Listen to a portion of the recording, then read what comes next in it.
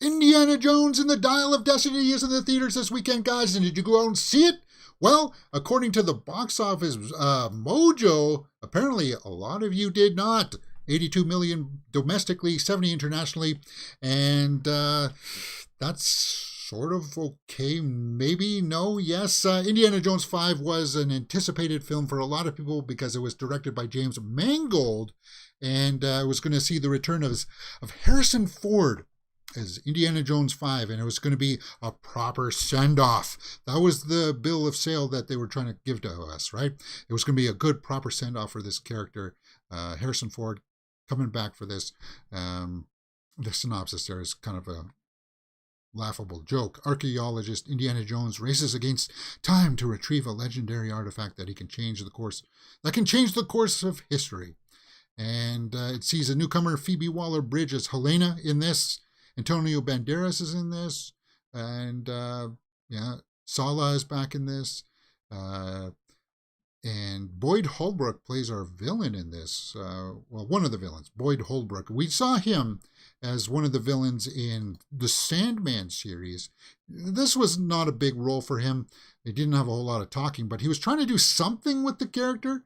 I don't know if it was like a mouthpiece that he was wearing that would throw his jaw offline. Mads Mikkelsen was the main bad guy, right? He was the one looking for the Dial of Destiny to change the course of history. There was a weird subplot with a CIA agent in there that didn't quite compute for me.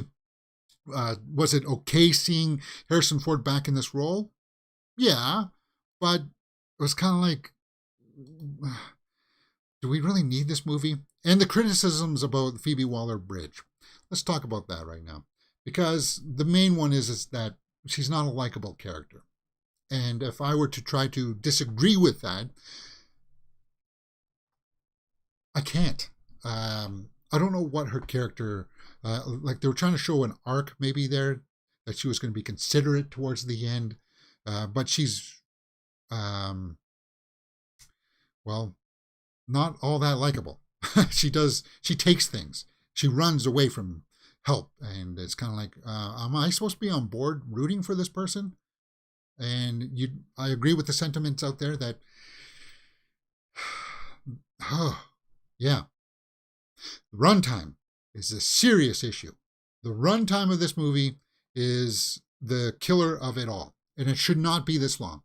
2 hours and 34 minutes is too long for what this movie was trying to accomplish.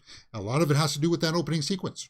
That opening sequence that just goes on, and it doesn't feel like a proper opening sequence to an Indiana Jones film.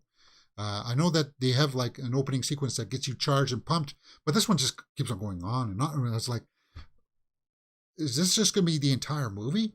And then it was like 20 minutes in, we finally get to the older Indiana Jones part.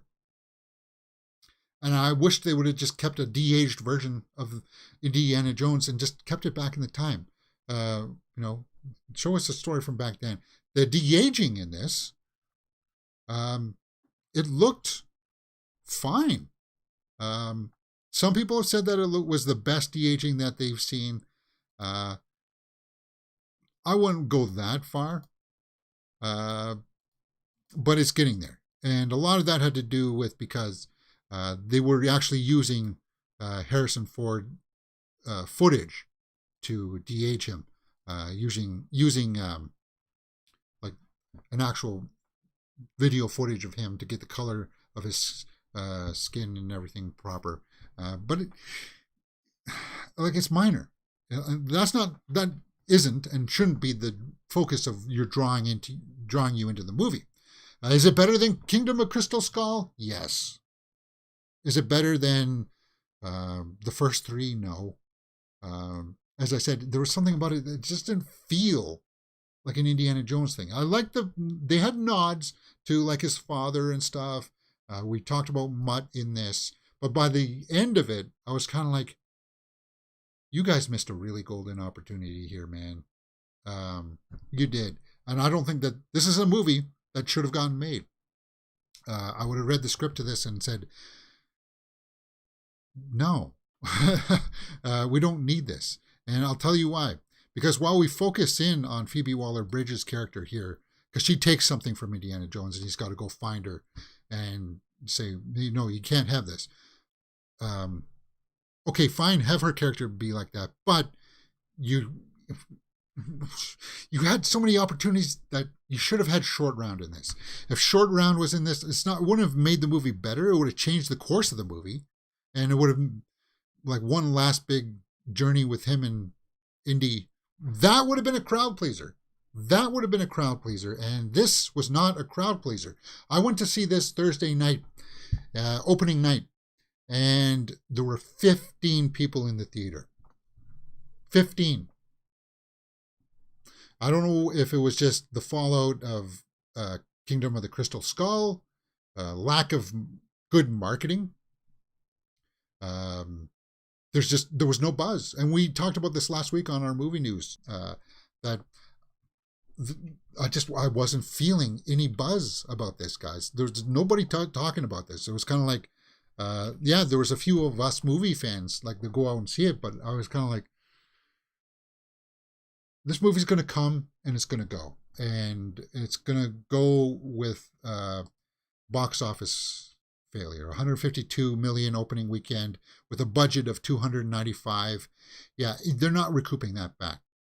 They're not going to get that back because people are going to be talking about it just like us and saying, wait for streaming. It's too long. You're not going to like some of the characters in there. Why? Right? Why? Let's go over to the tomato meter and see what people are saying. 68% by the critics, 89% by the audience. Obviously, I don't think it's a 9 out of 10 like the audience, but people are liking it. But we've seen this trend all summer long here, that people have been coming out of the theater saying that they've liked The Flash, that they've liked Indiana Jones, that they liked Elemental, that they liked Little Mermaid. But box office wise, people just aren't going out to see it. People are just kind of like, I don't know if they're tapped out, and it sucks. It sucks because it deserves better fate. It wasn't a terrible film, but it was also just not all that memorable. It was kind of like, it's come and it's gone. Let's see what some of the snapshot reviews are from the New Yorker. If you really want to rove back and forth through time, you don't need the Antikythera at all. Forget the myth. Screw Archimedes. All you need is the movies. I guess he's saying that the device in there was not all that good. All right. So it must be said that Dial of Destiny is not what anyone would call an original movie, but it's also must be said that director James Mangold team captures not just elements of fans' hopes, but also the spirit of 3 movies good in the series. So they're liking that. Let's take a look at a bad one here. While the film does not avoid the more obvious Orientalist fear-mongering seen in past films, portrayals of North Africans remain stereotypical. What? North Africans? North Africans. Well, is that because of the... I guess, I don't know. Okay, so you guys can't see that. Clinging to the past can be perilous for both archaeologists and moviegoers, and when the film acknowledges that, it works. When it reveals its own mythology and thinks that passes for storytelling, it becomes a shadow of what these stories once were. So, where would I rank this movie? Is it worth going to the theater and seeing it on a cheap Tuesday at a matinee? Perhaps it is. I'm nowhere near as high as a 9. I even think I might be lower than a 6.8, guys. I'm thinking Indiana Jones and the Dial of Destiny is about a 6 out of 10. And that hurts. That hurts for me to say. A 6 out of 10. And that's a generous 6 out of 10 for me. For Indiana Jones and the Dial of Destiny. What do you guys think? Did you go and see it? I know that a lot of you didn't. You went out and saw Spider-Man Across the Spider-Verse again. You saw Elemental. But we are starting off a new month here in July, so we're halfway through the year. Should I do a mid-year report on all the movies that have come out? Maybe. Who knows? Come join us on the Mirror Domains channel, guys. We do movie news Monday, Wednesday, and Fridays. So come join us for that. Not this week. We do Secret Invasion.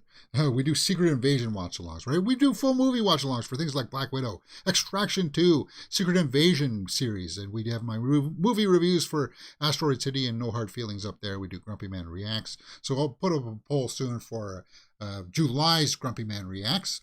And yeah, we'll go with that.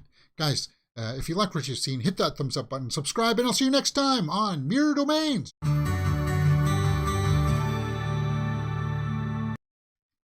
All right. So, yeah, I don't know if I really want to talk about spoilers in this. Like, what's there to spoil? They need an artifact. They go out. Do you think that they don't get the artifact? And then the ending sequence. A lot of CG schlock. Again, if you can't film it in camera, don't. I don't know, computers are supposed to be easier, but it's ramping up the costs. You've morphed sending out 100 extras on a battlefield to film a certain shot for paying a sweaty wet house of computer animators. That's all you've traded it up for, and it's costing more for some reason, and it shouldn't.